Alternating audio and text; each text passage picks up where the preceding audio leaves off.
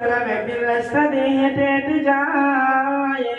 হযরত মুসা আলাইহিস সালাম যখন নাকি রাস্তা দিয়ে হেঁটে হেঁটে যায়, যাওয়ার সময় রাস্তার মাঝে এক যুবক দাঁড়িয়ে থাকে।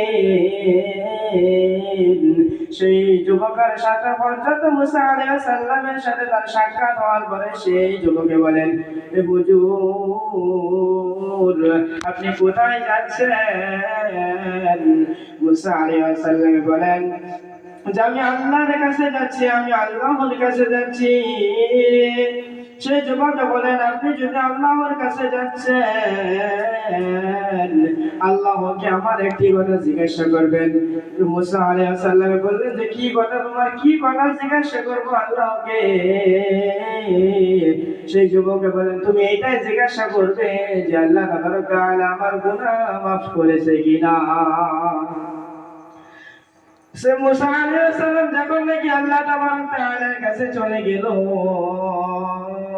চলে যাওয়ার পর যখন নাকি মুসা আলাইহিস সালাম তার কথা আল্লাহকে বলে শেষ করলো, শেষ করার পর মুসা আলাইহিস সালাম আল্লাহকে বলেন, আল্লাহ,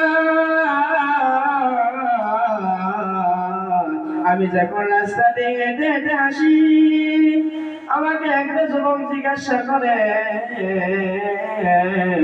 তুমি তার গুনাহটা মাফ করেছো কিনা।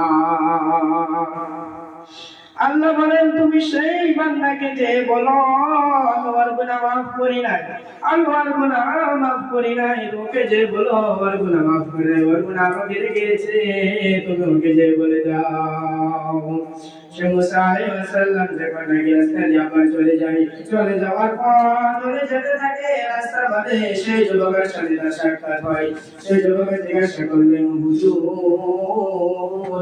আপনি আল্লাহকে জিজ্ঞাসা করেছেন কিনা বলেন।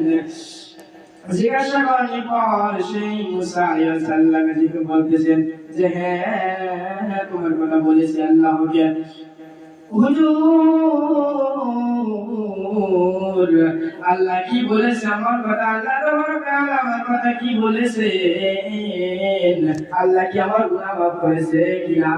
সেই হযরত মুসা আলাইহিস সালাম বলেন যে তোমার গুনাহ তো আল্লাহ তাবারক ওয়া তাআলা মাফ করেনি।